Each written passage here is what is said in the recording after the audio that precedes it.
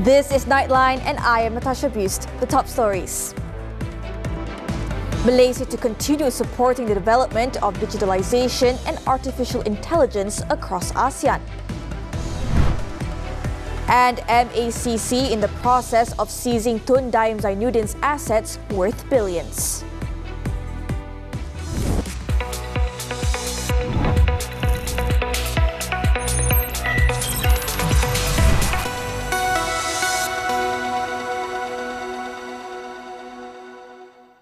Good morning. The Prime Minister said the government will continue supporting the development of digitalization and artificial intelligence across ASEAN to position the region as a competitive and forward-looking digital hub. Dato Sri Anwar Ibrahim said Malaysia's digital push was not solely for domestic growth, but also aimed at building a strong, integrated regional ecosystem that benefits all ASEAN member states. We can at least showcase. It's not just mere platitudes and pronouncements, but something that we can be rather excited about, that our neighboring countries can share and support this venture, as we will continue also to support the development of digitalization and AI in our neighboring countries. Anwar said this in his keynote address at the launch of My Storage technology in Putrajaya on Thursday. While highlighting Malaysia's progress and reputation as a stable and policy-driven tech destination, Anwar said digital transformation must be a collective ASEAN effort if the region is to remain competitive on the global stage. The Prime Minister added that policy clarity and governance reform in Malaysia have created an enabling environment for technology and AI development. The 46th ASEAN Summit is scheduled to start with the first official meeting, the ASEAN Senior Officials Meeting, on Friday. And in conjunction with the summit, the security dry run conducted in the federal capital on Thursday proceeded smoothly. The dry run, which started as early as 7 a.m., focused on convoy movement involving ASEAN and Gulf Cooperation Council (GCC) delegates, especially on the main route around the Kuala Lumpur Convention Centre. Police teams monitored several strategic routes around the KLCC area. Convoys started moving at approximately 11:30 a.m. along the main routes. The dry run is aimed at testing the precision and coordination of security forces ahead of the event. During the summit, 6 highways and 25 major roads in Kuala Lumpur will be closed or diverted in stages to facilitate smooth traffic flow and ensure security. Final preparations at the main venue are being carried out by technical officers, volunteers and staff from related ministries and agencies. Focus points of the dry run include logistics coordination, security systems, and installation of information technology facilities. To cover the summit, more than 1,200 media practitioners have registered for the event, including 500 from abroad. Media representatives have been camping out at the main venue, the Kuala Lumpur Convention Centre, to check out the facilities at the International Media Centre, IMC. Members of the media are provided with workstations equipped with power outlets, internet services, hotel standard food and beverages, and information from the ASEAN Media Secretariat. As for international media practitioners, the ASEAN Summit also serves as a platform to showcase Malaysian culture to the world, in addition to high-level meetings related to economic and regional cooperation. Peace and security are important preconditions for regional progress for ASEAN's next phase of development. For this, according to geostrategist Azmi Hassan, ASEAN must be strategic, and that's by deepening its commitment to centrality.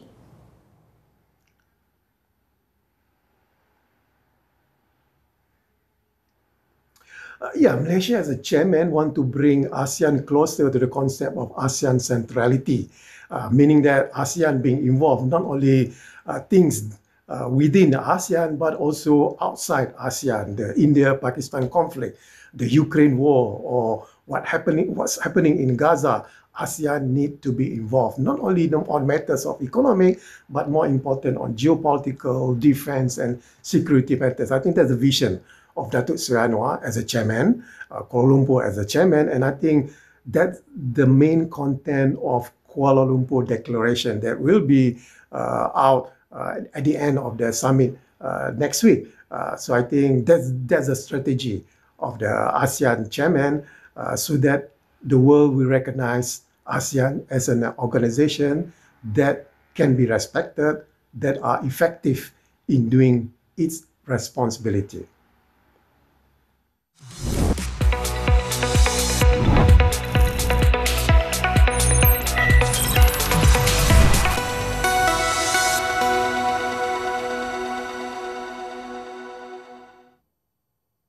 The Prime Minister said the government will review the proposal to raise the retirement age to 65.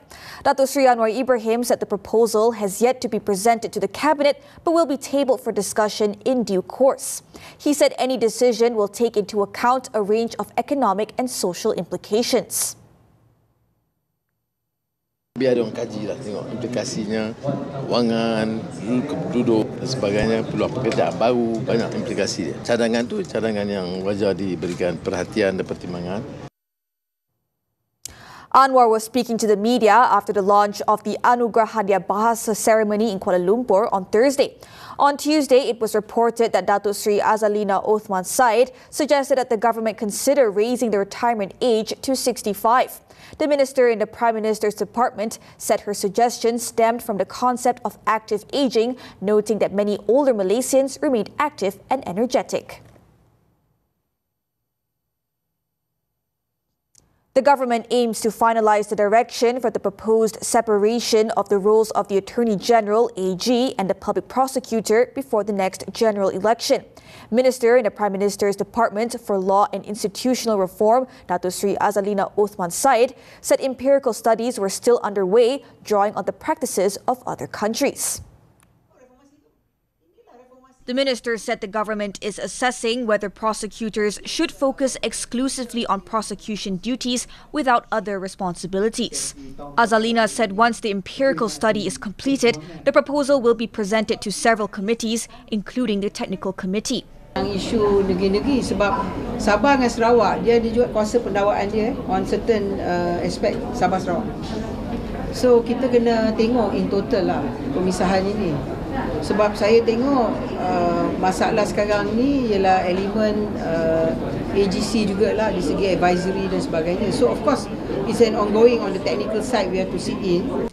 Azalina was speaking to the media after launching the AI Legal Justice Roadmap 2025 to 2026 and the Institutional Reform Map microsite in Kuala Lumpur on Thursday.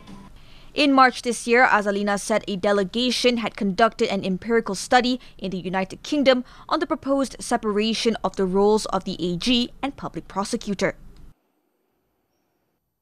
The Malaysian Anti-Corruption Commission, MACC, is in the process of forfeiting the ownership of property amounting to 2 billion ringgit belonging to the late Tun Daim Zainuddin and his family. MACC Chief Commissioner Tan Sri Azam Baki said the anti-graft body is now looking into foreign assets that were previously undeclared. At a media conference on Thursday, Azam said the investigation is expected to be completed within 2 months as the assets have been traced to Switzerland, the United Kingdom, Singapore and several other countries. Walaupun ketiadaan Tun Daim lagi, tetapi kita akan mencadangkan untuk dilucuk hakkan kepada kerajaan. Di mana ini adalah juga merupakan satu kesalahan dan terpulang pada DPP untuk bersetuju atau tidak. Tetapi kita ke arah itu sebenarnya. Azam said MACC officers are currently in communication with foreign authorities to obtain further information and that 8 new investigation papers have been opened so far based on such information. Witnesses, including proxies and family members, are being called in to verify whether the assets were lawfully acquired. Kinabatangan Member of Parliament Dato Sri Bung Mukhtar Radin and his wife Datin Sri Zizi Izzet Abdul Samad have failed in their final attempt to challenge the Court of Appeal's decision ordering them to enter their defence on 3 corruption charges involving 2.8 million ringgit.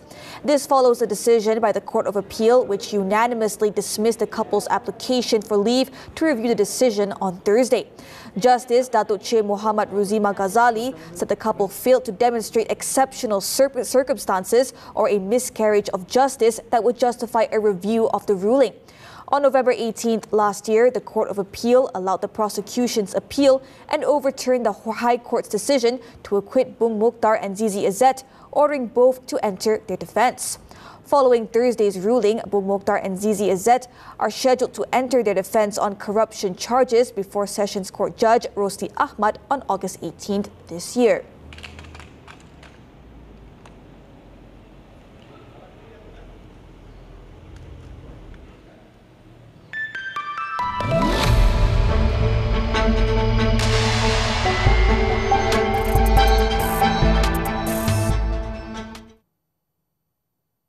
Bank Negara Malaysia has clarified that the central bank's move to lower the statutory reserve requirement (SRR) is unrelated to the overnight policy rate or OPR.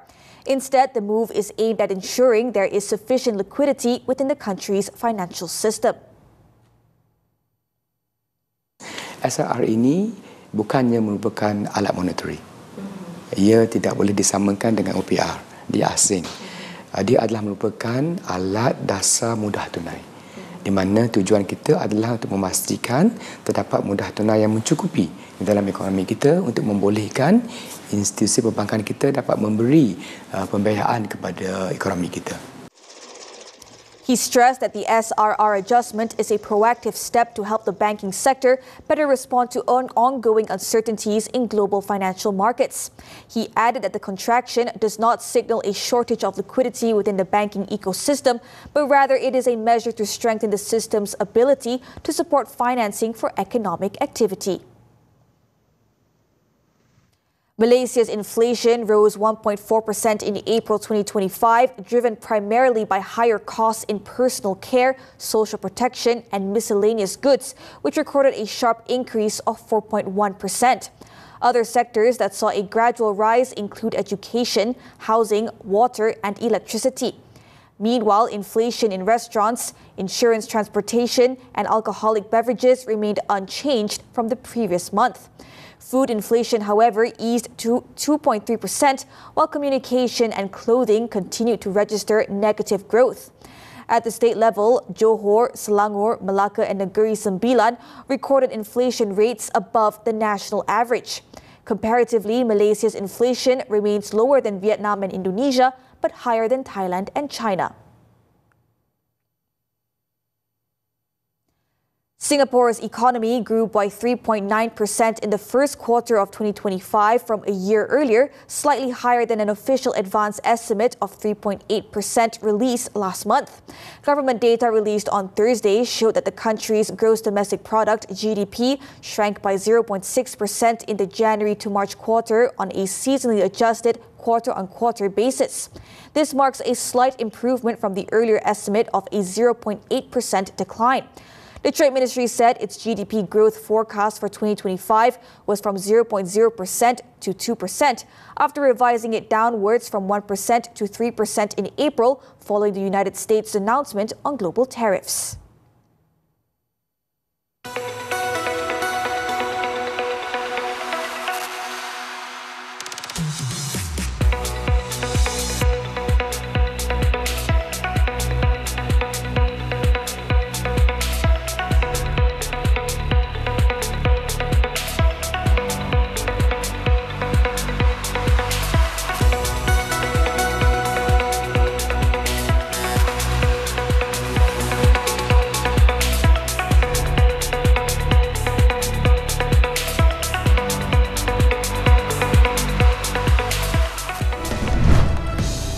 Approval of company loans, ex-bank officers hauled up in probe.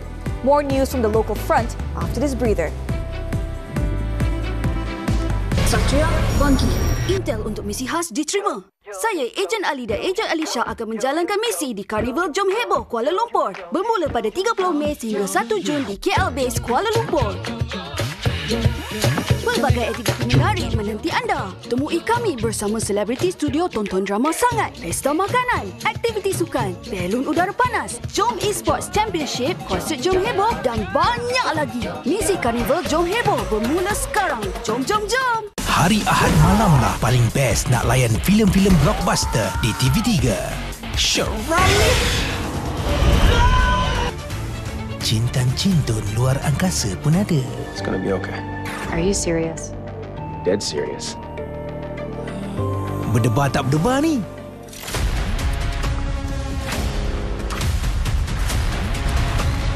Layan filem-filem hebat Mei ini di TV3 Blockbuster dan stream juga melalui Tonton. Kerja dengan anak muda yang lebih cenderung kepada teknologi terkini kan. Pada awalnya saya nak perlukan orang yang legend yang boleh memberi kata semangat lah kepada anak-anak muda. Kita dah ada department effect, yang mana department effect tu dia boleh generatekan effect tu dalam dunia 3D. Ada interaction yang banyak dengan audience, so audience akan lagi seronok. Especially peminat-peminat Agent Ali akan suka sebab lama juga diorang tunggu kan.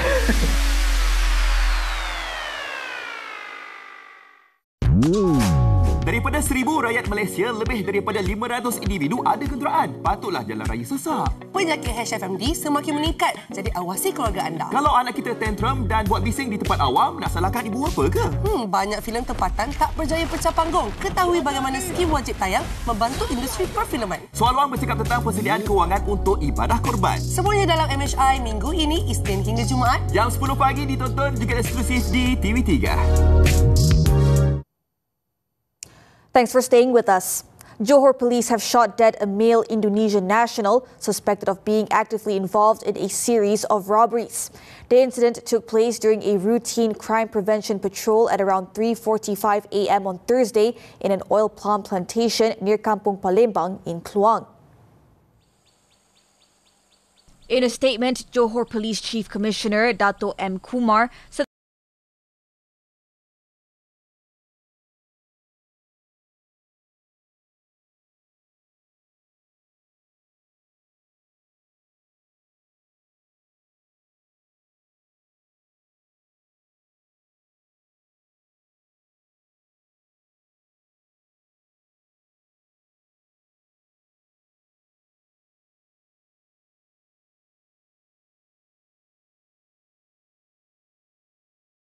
phones and a Honda Wave motorcycle.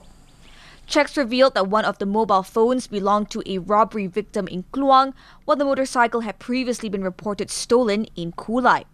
Investigations suggest the suspect had been actively involved in robbery cases since 2024, with links to at least 6 incidents in Kluang and Kota Tinggi. The case is being investigated under Section 307 of the Penal Code and has been classified as sudden death. The Malaysian Anti-Corruption Commission has remanded 5 individuals, including 4 former bank officers, on suspicion of soliciting and receiving bribes as an inducement to approve loan applications. The group allegedly received approximately 300,000 ringgit from a company owner who submitted forged documents.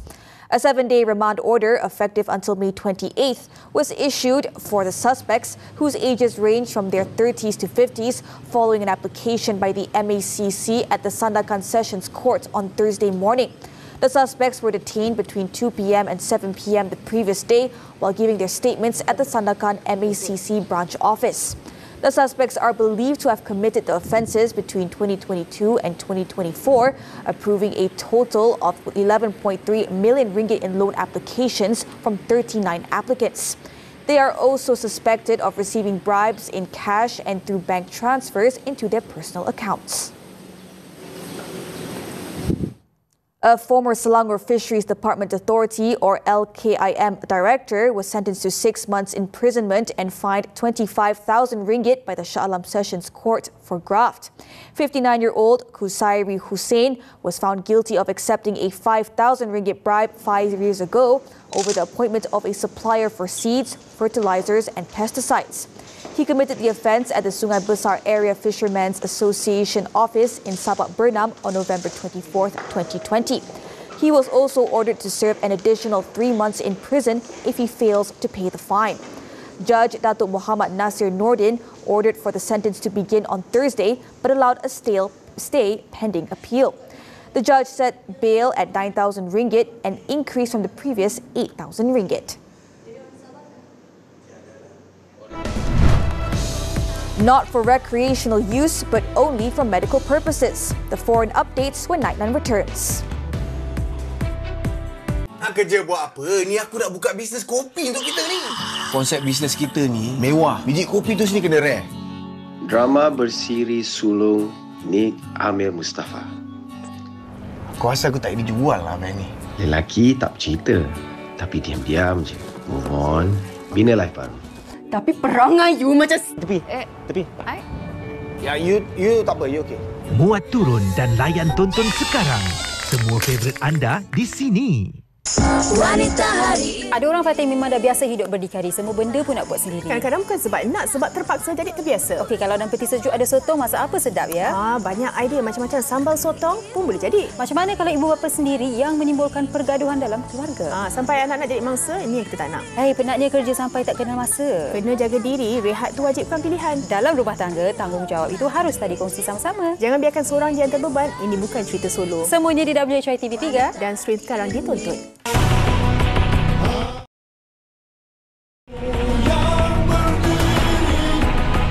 Action scene dia lagi gempak daripada yang previously. Music dia pun best. What you should expect is the movie is gonna like blow your mind. Banyak benda yang awak tak akan sangka akan berlaku. Jadi please fasten your seatbelt and enjoy the roller coaster of emotion. Satria, bangkit. Hari Ahad malam lah paling best nak layan filem-filem blockbuster di TV3. Syarami! Cintan-cintun luar angkasa pun ada. It's gonna be okay. Are you serious? Dead serious. Berdebar tak berdebar ni?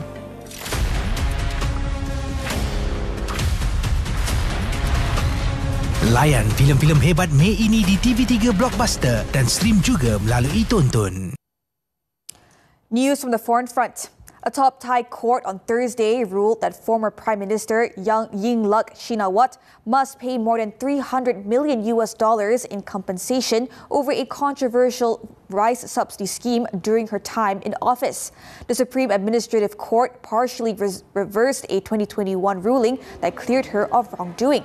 It found her guilty of severe negligence in relation to rice sales to other countries and said she failed to act on many government agencies' warnings of possible corruption.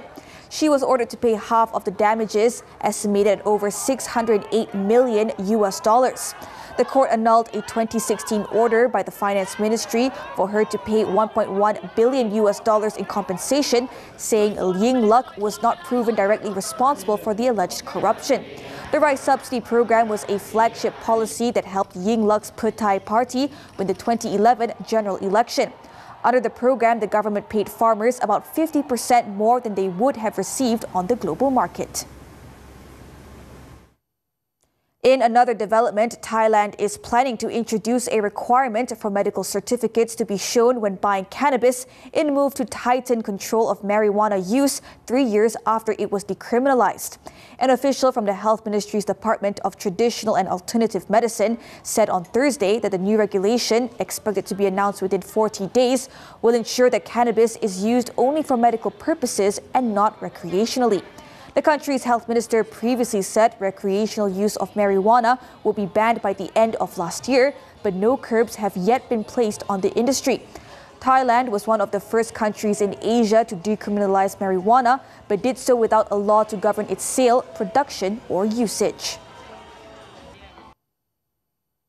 The Zionist regime allowed 108 trucks carrying flour, baby food and medical equipment into the Gaza Strip on Wednesday as UN officials reported that distribution issues had meant that no aid had so far reached people in need.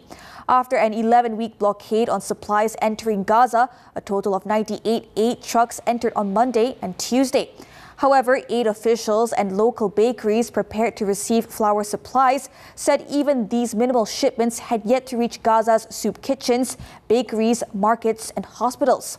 Israeli Prime Minister Benjamin Netanyahu, meanwhile, said Israel would be open to a temporary ceasefire to enable the return of hostages, but also said that it would press ahead with a military campaign to gain total control of Gaza. As people waited for supplies to arrive, Israeli airstrikes and tank fire killed at least 38 people across the Gaza Strip.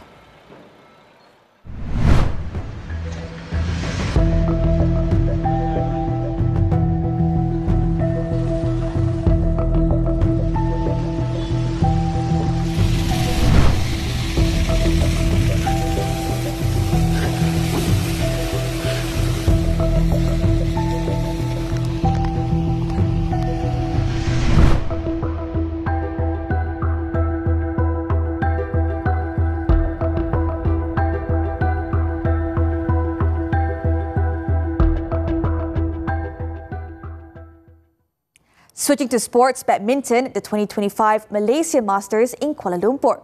4 national pairs continued their impressive performances on Thursday, securing their spots in the quarterfinals without much trouble. Men's doubles Aaron Chia, So Woo Yik kept their title hopes alive after the 4th seeds breezed past Taiwan's world number 21 Liu Kuang Heng, Yang Po Han 21-13, 21-16 in just 39 minutes. Up next, the world number 3 pair will face Denmark's world number 16 Rasmus Kjær, Fredrik Søgaard. Also advancing to the quarterfinals were another men's doubles duo, Go Sifei Nur Izzuddin Muhammad Ramsani, who will face compatriots Man Wei Chong, T Kai Woon for a place in the last 4. The second-seeded Sifei Nur Izzuddin overcame a shaky start before defeating Taiwan's unseeded duo of Chen Ji-rei, Lin Yu-che 21-19, 21-13 in 30 minutes. Earlier, Wei Chong, Kai Woon defeated their 30th ranked Japanese rivals Hiroki Midorikawa, Kyohei Yamashita 21-17, 21-13 in 32 minutes. Meanwhile, it was a stroll in the park for women's doubles pair Perlitan and Tina as they barely broke a sweat in sweeping aside Thailand's Pichamon Patchara Pisutsin Nanapa Sukla 21-13, 21-15 in just 38 minutes. The world number 4 duo will now face Indonesia's world number 9 Dwi Puji Kusuma Amalia Cahaya Pratiwi for a place in the semi-finals. On to football, the Europa League. Brennan Johnson's scrambled goal ended a 17-year Tottenham Hotspur Trophy drought with a scrappy 1-0 win over Manchester United in the final on Wednesday. The first half was sloppy, with both teams unable to take control of the game or create genuine goal-scoring chances. However, Johnson scored in the 42nd minute when United's defense crumbled as Papsar swung in a cross, while goalkeeper Andre Onana remained rooted to his line. The goal was as scrappy as the game in a matchup of teams who have had wildly disappointed Premier League seasons, with United languishing in 16th and Spurs 17th. It was Spurs' first silverware since the 2008 League Cup and their first European trophy since 1984, but the 4th time they had beaten United this season.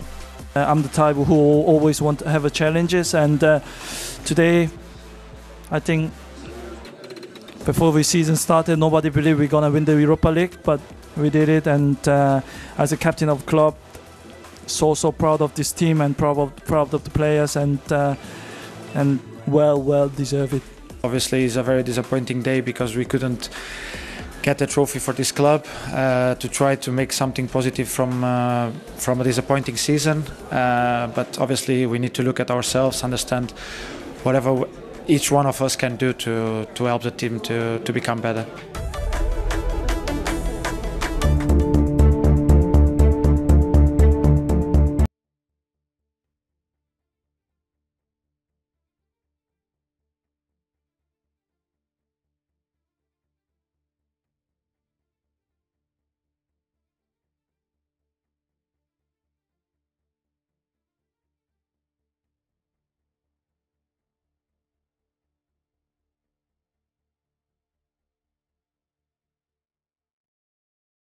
And that concludes Nightline this time around. Before we go, let's take a look at jubilant Spurs fans celebrating on the pitch at Tottenham Hotspur Stadium in London after watching their side win the Europa League final.